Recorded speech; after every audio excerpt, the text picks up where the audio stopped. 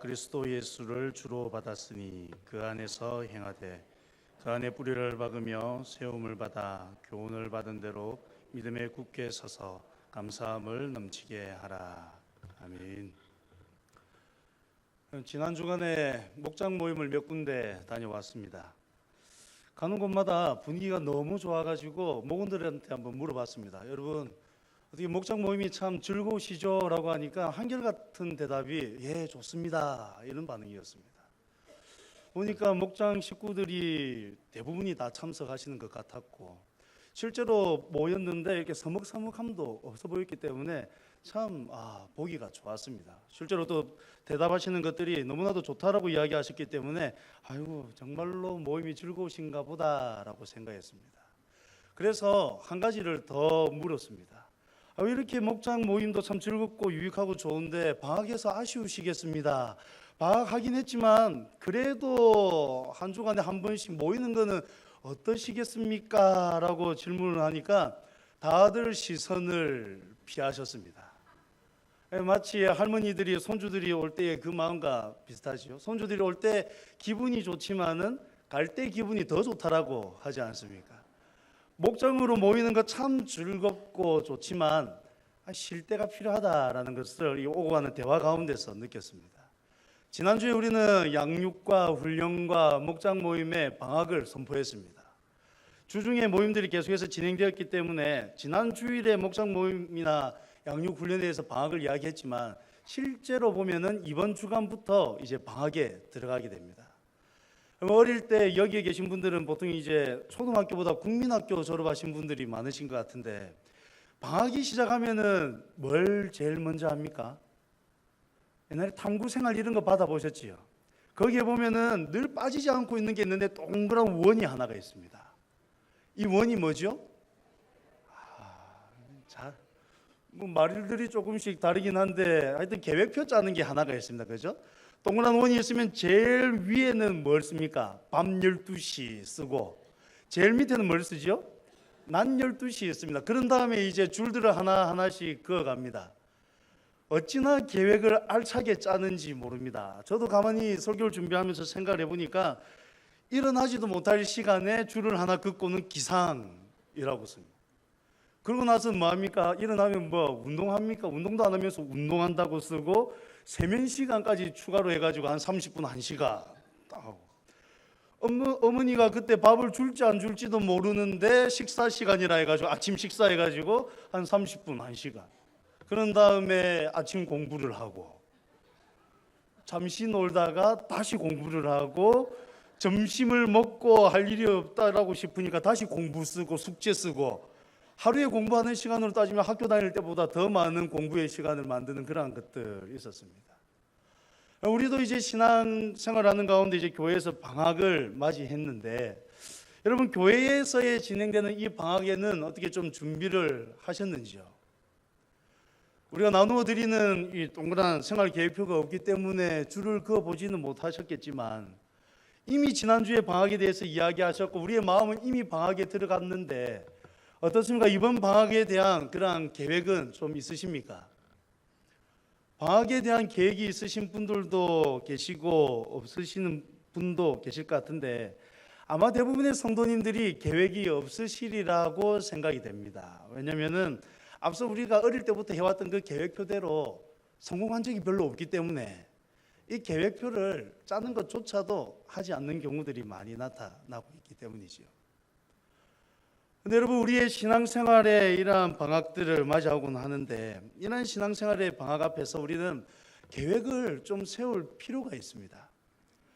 이번 방학은 좀 길지 않습니까? 제가 듣기로는 작년에는 방학이 한 달 정도 되었다고 하는데 이번에는 방학이 한 달 반 정도가 됩니다. 이 긴 방학을 여러분 어떻게 보내려고 하십니까? 여러분 그리스도인의 삶은 끊임없이 현재 진행형입니다. 우리가 잠시 신앙적으로 멈추어 선다 할지라도 우리의 대적 원수 마귀는 결코 쉬는 법이 없지요. 그렇기 때문에 교회적으로 공적 모임들이 방학을 한다 할지라도 실상 우리 신앙의 모습에서는 방학이 결코 있어서는 안 되는 것입니다. 우리 대적 원수 마귀가 잠시라도 쉬어준다면 우리도 조금 쉬어갈 수 있을지도 모르겠습니다만 우리 대적 원수 마귀가 결코 쉬지 않습니다. 그렇기 때문에 공적 모임은 방학한다 할지라도 우리의 개인적인 그 신앙에 대한 열심은 계속 유지되어야 되는 것이죠. 그리스도인의 모습은 어떻게 나타나야 됩니까? 오늘 말씀을 토대로 본다면 7절 끝에서 이렇게 이야기하고 있습니다. 감사함을 넘치게 하라. 그리스도인의 삶의 모습이 이 감사함이 넘치는 삶으로 나타나야 되는데 감사함이 넘치는 삶이 결단코 쉽지가 않습니다. 현실에 눈을 두면 둘수록 이 감사함이 넘치는 삶은 더더욱 어려운 것이 현실이죠. 그렇기 때문에 오늘 바울 사도는 감사함이 넘치는 삶을 살아가기 위하여서 대략 두 가지 정도로 우리에게 이야기해 주고 있습니다. 이 두 가지를 한 가지로 또 요약할 수가 있는데 그것이 무엇이냐면은 우리의 삶은 철저하게 그리스도 안에 있어야 된다라는 것입니다.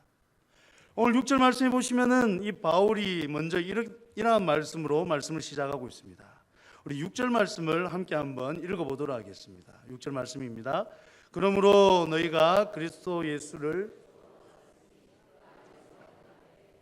그럼 바울이 지금 어떻게 이야기하고 있습니까? 그러므로 너희가 그리스도 예수를 주로 받았다라는 이 말씀으로 시작을 하고 있습니다. 지금 이 바울의 말씀이 누구를 향하고 있는지 너무나도 명확하게 이 6절 말씀에서 나타내 보여주고 있지요.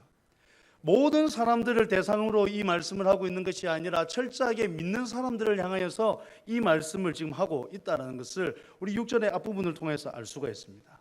그러므로 너희가 그리스도 예수를 주로 받았으니 이것이 전제입니다. 여러분들은 그리스도를 주로 받았습니다라는 이 말이 전제 조건입니다. 감사함이 넘치게 하라라는 이 말씀을 받아야 되는 대상이 누구냐?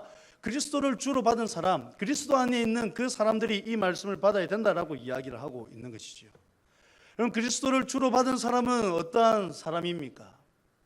어떠한 사람이 그리스도를 주로 받은 사람입니까? 우리 한자를 잘 아시죠?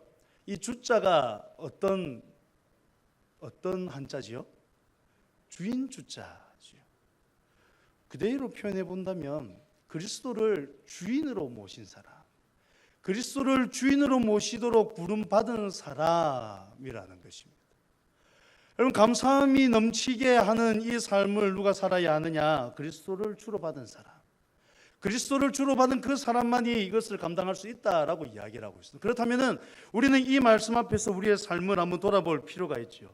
우리의 삶은 과연 그리스도를 주로 받았습니까?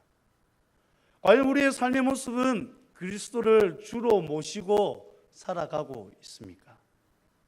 지금 너희가 그리스도 예수를 주로 받았으니 라고 하면서 바로 이어서 나오는 말씀이 그 안에서 행하되 라는 말씀인데 그리스도를 주로 받은 사람으로서 그렇게 살아가고 있느냐를 묻고 있는 것이죠.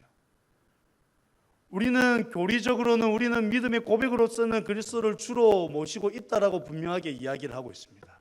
특히나 이 자리에 앉아 계시는 세례받은 성도님들께서는 공적으로 모여서 공적으로 신앙의 고백을 다 하셨습니다. 세례 문답할 때 다 하셨지 않습니까? 세례식을 받기 이전에, 세례를 받기 전에 다 회중 앞에서 손을 들어서 이 고백 앞에서 네라고 대답하셨지 않습니까? 우리 모두는 그리스도를 주로 받았다라고 고백했던 사람들입니다. 그런데 여러분, 우리의 삶은 어떻습니까? 정말로 그리스도를 주로 모시고 살아가는 삶이 맞습니까? 분명히 예수를 주로 받았고 그 안에서 행해야 된다라고 이야기를 하고 있는데 우리의 믿음의 고백은 참되냐라는 것입니다. 우리는 그리스도로 말미암아서 감사함이 넘치는 삶을 살기를 원하고 예수 그리스도의 함께 하심으로 말미암아 풍성함을 누리기를 원하는 삶을 살아가고 있는데 그 가운데에서 우리는 이 전제 조건인 그리스도를 주로 모시고 살아가는 그 삶을 살아가고 있느냐라는 것을 되묻고 있는 것입니다. 여러분, 그리스도 안에 온전히 거하는 삶을 살아가고 계십니까? 정말로 믿음의 고백을 따라서 그렇게 살아가고 계십니까? 질문을 드렸는데 대답을 하지 못하시는 건지 질문으로 인식을 못하신 것인지 잘 모르겠습니다만 아마도 이것이 우리의 현 주소인 것 같습니다. 신앙의 고백으로서는 분명히 예수를 구주로 고백한다라고 하였으나 우리의 삶의 모습, 그 안에서 행하라는 이 말씀 앞에서 우리의 신앙의 고백을 돌아볼 때에는 너무나도 부족한 모습을 발견하게 되는 것이죠. 여러분, 지금 바울이 골로새 교회를 향하여서 이렇게 이야기하는 배경 가운데 가만히 보시면 참 예수를 그리스도로 고백한다는 것, 그리스도를 주로 고백한다는 것이 결단코 쉽지 않았던 상황임을 우리는 너무나도 잘 알고 있습니다. 이방인들이 보기에는 그리스도를 주로 고백한다라는 것은 다른 왕을 모시고 살아간다라는 것이기 때문에 매우 위험한 발언인 것이죠. 그럼 한 나라의 왕이 몇 명입니까? 한 나라의 왕이 몇 명 있는 게 정상입니까? 한 명이 정상이지 않습니까? 근데 예수 그리스도를 주로 왕으로 모시고 살아갑니다라고 그리스도인들이 말하게 되면 어떠한 일이 일어나는 겁니까? 그들은 한 나라에 있지만은 다른 왕을 섬기는 게 되어버리는 것이요. 어떻게 보면은 반란입니다. 이방인들이 보기에는 그렇죠. 그럼 유대인들이 보기에는 어떻습니까? 유대인들이 인식할 때 예수는 어떠한 사람입니까? 그리스도인들, 예수를 구주로 고백하는 사람들은 메시아로 받아들이지만 유대인들은 예수를 메시아로 받아들였습니까? 유대인들은 예수님을 구주로 고백하였었습니까? 하나님을 알고 하나님의 말씀을 따라 살아간다라고 했던 그 유대인들의 모습을 가만히 생각해 보십시오. 그들도 예수를 주로 받지 못했던 사람들입니다. 그렇기에 예수를 주로 고백한다라는 이것은 결단코 쉬운 일이 아니었습니다. 이방인들에게 비칠 때도 거치는 것이요, 유대인들 앞에서도 거치는 것이기에 예수를 구주로 고백한다는 것은 결단코 쉬운 일이 아니죠. 근데 지금 바울은 여러분들이 예수를 주로 받았습니다, 그러니 그 안에서 행하라라고 이야기를 하고 있는 것입니다. 우리의 삶이 어떠한지를 살펴볼 필요가 있죠. 그리고 오늘 이 말씀을 전하는 바울의 모습도 한번 가만히 생각해 보십시오. 빌립보서에서 자신에 대하여서 바울이 이야기한 부분들이 있습니다. 그 부분을 살펴보면은 이 바울은 자신이 그리스도 예수 안에서 발견되기를 원한다라고 이야기를 했었습니다. 여러분, 바울의 인생은 가진 것이 많았던 인생입니다. 얼마나 많은 것들을 가졌는지요. 좋은 집안에서 좋은 학벌을 가지고 자신의 일에 열심을 내면서 사람들에게 인정함을 받았던 사람이 바로 이 바울이었습니다. 그런데 그가 어느 순간 그 모든 것들을 배설물로 여긴다라고 이야기를 했습니다. 성경이 좋게 표현해서 배설물이지, 이 배설물 좀 우리가 쓰는 표현대로 한다면 더 격하게 표현할 수가 있겠죠. 입에 담기도 조금 민망한 단어들로서 표현할 수 있을 겁니다. 근데 사람들이 추구하고 사람들이 원하는 것, 바울이 예전에 최고라고 생각했던 그 모든 것들을 지금 바울이 어느 한 시점을 통하여서 이 모든 것들을 배설물로 여깁니다라고 이야기를 하고 있는데, 그렇게 변화된 시점이 언제였습니까? 바로 예수 그리스도를 만난 이후죠. 예수 그리스도를 만난 이후에 그가 어떻게 고백합니까? 예수 그리스도를 아는 그것이 가장 고상한 것이다라고 이야기를 하면서 이전의 모든 것들을 배설물로 여긴다라고 이야기를 했었습니다. 예전의 모습들은 다 버리고 이제 그리스도 안에서 발견되기를 원한다라고 그는 고백을 했던 것입니다. 많은 것을 소유하지 못했던 사람이 아니라 우리가 원하는 것들을 어떻게 보면 대부분 다 가졌던 사람이 뭐라고 이야기하냐면, 이제 그 모든 것들을 배설물로 여겨 나는 오직 그리스도 예수 안에서 발견되기를 원한다라고 고백했다라는 것입니다. 여러분, 많은 것을 가진 사람이 이 모든 것을 내려놓는 게 쉽습니까? 조금 가진 사람이 이것을 내려놓는 것이 쉽습니까? 상대적으로 생각해 보면 조금 가진 것을 내려놓는 것이 더 쉬워 보입니다. 근데 여러분, 우리는 어떻습니까? 우리는 바울처럼 좋은 집안에서 나오신 분들도 계시겠지만 대부분의 우리의 모습은 그냥 평범합니다. 좋은 학벌, 정말로 자신의 일에 열심을 내면서 사람들에게 인정받는 그런 사람들도, 성도님들도 간혹 계시겠지만 우리의 대부분의 모습은 매우 평범합니다. 그렇다면 여러분, 누가 더 이 고백을 하기가 쉽겠습니까? 아니, 이 상대적인 것을 떠나서 절대적인 기준으로 봤을 때 하나님께서 우리를 동일하게 바울을 부르신 것처럼 부르셨다면, 바울이 내가 이전 것들을 배설물로 여기고 내가 그리스도 안에서 발견되기를 원합니다라고 했던 그 고백이 우리 안에서도 분명하게 나타나야 되고 우리의 삶이 그러한 모습으로 나타나야 되지 않겠습니까? 그런데 여러분, 우리의 모습이 어떻습니까? 우리는 방학이 되면은 아이고 잘됐다, 잠시 쉬어야지 라고 생각하는 마음으로 잠시 머물기를 바라는 모습으로 그렇게 나타나고 있지는 않습니까? 지금 바울은 우리가 그리스도 예수를 주로 받았다라고 이야기하면서 우리에게 권면을 하고 있는 것입니다. 사랑하는 성도 여러분, 우리는 그리스도 예수를 주로 받은 자임을 분명하게 기억하며 사셔야 됩니다. 우리는 우리가 어떠했든지 그것 상관없이 하나님의 놀라우신 은혜 가운데 하나님의 놀라우신 선택하여 불러주심으로 말미암아서 예수 그리스도를 주로 받은 자들입니다. 여러분, 이것을 마음에 좀 품고 살아가시기를 간절히 소망합니다.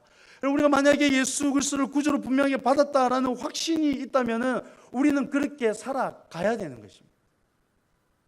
우리의 마음 가운데 예수를 구주로 받은 그 확신이 있다면 우리의 삶의 모습은 행함으로 나타나야 되는 것이죠. 우리의 삶의 모습은 어떠하든지 그리스도 안에서 발견되기 위하여서 끊임없이 발버둥치는 모습으로 나타나야 되는 것이죠. 보십시오. 7절 말씀이 어떻게 이야기하고 있습니까? 그 안에 뿌리를 박으며 세움을 받아 교훈을 받은 대로 믿음에 굳게 서서 감사함을 넘치게 하라라고 말씀하고 있습니다. 그 안에 뿌리를 박으며 세움을 받아 교훈을 받은 대로 믿음에 서서 감사함을 넘치게 하라 이야기하는 것이죠.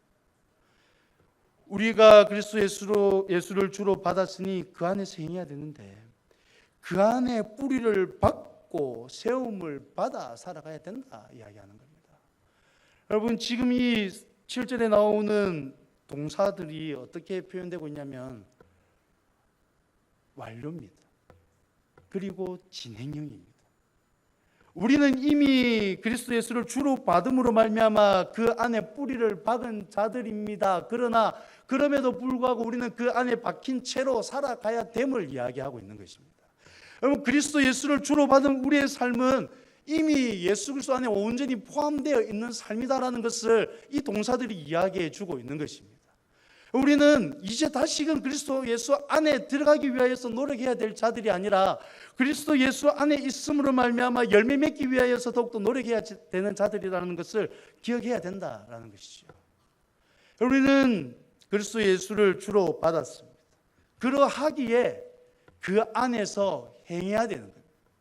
뿌리가 박힌 것으로 가만히 있어야 되는 것이 아니라 뿌리가 박혀 있기에 양분들을 잘 받아서 열매 맺는 삶으로 나아가야 됨을 이야기하고 있는 것이에요. 하나님께서 우리를 부르심으로 뿌리를 받게 해주셨습니다.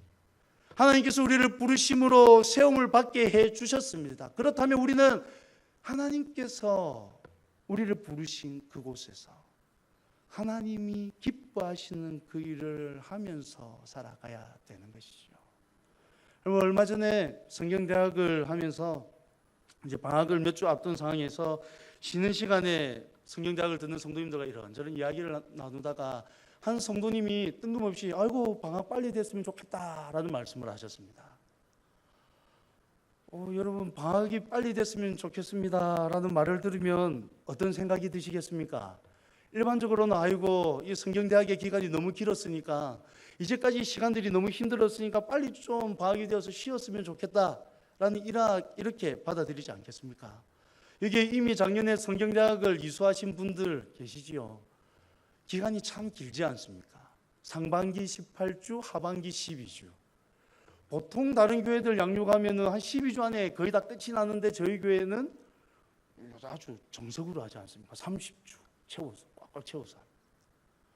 다들 그 이야기를 들으신 분들이 같은 마음이었던 것 같습니다. 방학이 빨리 되었으면 좋겠습니다 이런 이야기를 들으니까 좀 지치시는가 보다, 이제 조금 쉬어야 될 때가 되었나 보다 이렇게 받아들였습니다. 근데 그분이 이어서 하시는 이야기를 듣고 다들 조금 민망해졌습니다.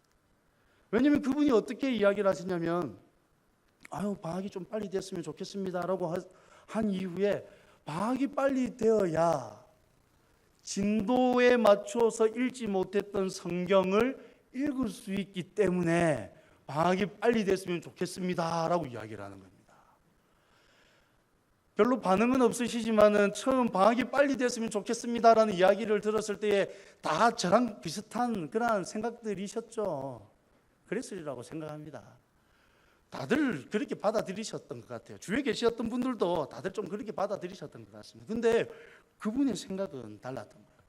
방학이 빨리 되면은 진도가 너무 빠르고 어떤 경우 시가서를 살필 경우에는 시편만 해도 150편이지 않습니까? 이거를 한 주 만에 못 읽으니까 어쩔 수 없이 건너뛰었던 그 말씀을 읽을 수 있는 시간적 여유가 생기니까 빨리 방학이 됐으면 좋겠다라고 이야기를 하는 거예요. 그 이야기를 듣고 내색은 안 했지만은 오해한 게 너무 죄송했습니다. 그렇게 생각하셨었는데 괜한 오해를 했구나 그런 마음이 들었습니다. 그러면서 어찌나 감사하던지요. 누가 권하지도 않았지 않습니까? 일일이 성경을 읽었는지 못 읽었는지 체크도 안 했으니까 그냥 넘어가도 되지 않습니까? 세상의 교육들은 시험이 있고 어느 정도 수준에 도달해야 되지만 교회에서 하는 이러한 양육이나 훈련들은 좀 내가 게을리해도 그냥 넘어가는 경우들이 많지 않습니까? 그럼에도 불구하고 이 성도님은 어떻게 반응했습니까? 자신이 할 수 있는 범위 내에서 최선을 다하면서 그렇게 하고 계셨던 것이죠. 여러분, 우리의 신앙의 모습이 어떠해야 되겠습니까? 신앙의 모습이 어떠해야 되겠습니까? 누군가가 강제적으로, 누군가가 강권적으로 하면 해야 되는가 보다 하고, 조금 느슨하면은 뭐 어때? 라고 하는 그런 모습이어야 되겠습니까? 우리가 정말로 그리스도 안에 머물러 있다면 여러분, 우리가 어떻게 살아가야 되겠습니까? 그리스도 안에 있음으로 말미암아 그리스도로 인하여서 뿌리 받고 세움을 받아서 살아간다면 우리는 어떠한 모습으로 살아가야 되겠습니까? 정말로 우리가 그리스도 예수를 주로 받은 자로 살아간다면 우리의 신앙의 모습이 어떠해야 되겠느냐라는 것입니다. 우리의 신앙의 모습은 결코 멈출 수 없습니다. 우리의 신앙은 시기적으로 방학이 되었다고 해서 머물러야 되는 것이 결코 아닌 것이죠. 멈추어서 될 일이 아닌 것입니다. 방학이 되었으나 여러분 좀 더 힘을 내시면 좋겠습니다.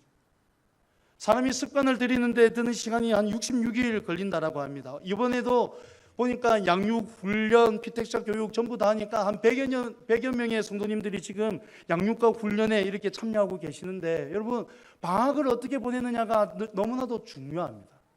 왜냐하면 상반기 18주의 시간을 보내시면서 이제 말씀 읽고 개인 경건 생활을 점검하는 그 일이 조금 몸에 익숙해지셨는데 방학 때 쉽니다. 방학 때 성경 읽어야 될 분량이 사라져 버렸어요. 방학 때 경건 생활을 점검하는 이것이 멈추었습니다.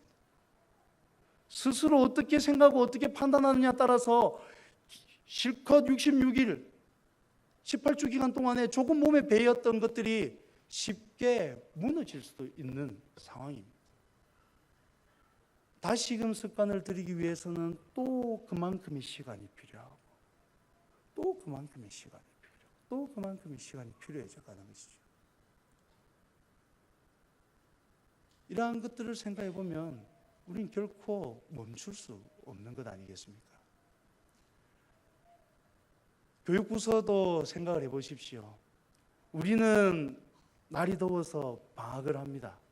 양육도 훈련도 목장 모임도 방학을 합니다. 근데 교육부서는 이제 뭐 합니까? 성경학교 한다고 합니다. 이제 수련회 한다고 합니다. 날이 더워서 우리는 조금 쉬어야 되겠다라고 이야기하는데 어떻게 보면 아이들은 이제 오히려 시간을 내어서 말씀에 집중하자라고 이야기를 합니다. 믿음의 선배 되신 우리 성도님들이 어떠한 모습을 보여주셔야 되겠습니까? 여러 훈련들, 여러 양육들, 여러 목장의 모임들은 방학을 했지만 그럼에도 불구하고 열심히 기도하고 열심히 말씀 보는 그런 모습들을 보여주시면 다음 세대들이 그것을 보고 배우지 않겠습니까? 지지난주 여름사역 설명회를 하는데 그래도 제법 많은 성도님들이 그 자리에 참석해 주셨습니다. 저는 그러한 모습을 보면서 참 감사하다라는 생각을 했습니다. 이제까지 하지 않았던 사역인데도 불구하고 참여해 주시는 것이 얼마나 귀한지요. 게다가 여러분, 아이들이 표현은 하지 않지만 자신들의 일로서 어른들이 모이는 것을 볼 때에 어떠한 마음을 가지겠습니까? 그 자리에 장로님들도 많은 분들이 참석해 주셨는데 그 장로님들이 참석하시는 그 모습을 보고 성도님들은 또한 어떻게 생각하시겠습니까? 우리 장로님들이 우리 당회가 교육기관을 위해서 정말로 신경을 쓰고 있구나, 그렇게 생각하지 않았겠습니까? 부모님들이 부모가 아님에도 불구하고 그 자리에 참여하는 우리 성도님들을 보면서 그래도 부모가 아님에도 불구하고 우리 성도님들이 관심을 가져주시는구나 생각하지 않았겠습니까? 우리 자녀들 표현하지 않지만 그럼에도 불구하고 모이는 모습들을 보면서 우리 어른들이 우리를 위해서 그렇게 생각해 주는구나, 그렇게 여기지 않겠습니까?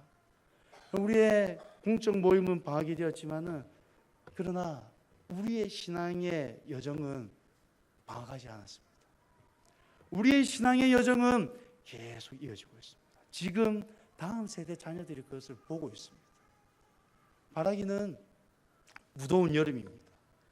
기도하기 힘들고 집중하기 힘든 시기가 왔습니다. 그러나 그럼에도 불구하고 좀 더 힘을 내시는 우리 성도님들이 되기를 간절히 소망합니다. 왜냐하면 우리가 이미 그리스도 예수를 주로 받은 자들이기 때문입니다.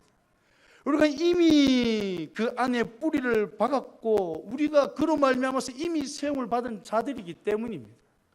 우리가 이미 그렇게 된 자들이기 때문에 지금 우리는 멈춰야 될 것이 아니라 그 안에 있기에 자연스레 성령의 인도하심을 따라서 하나님이 기뻐하시는 방향으로 나아가야 되는 것이죠.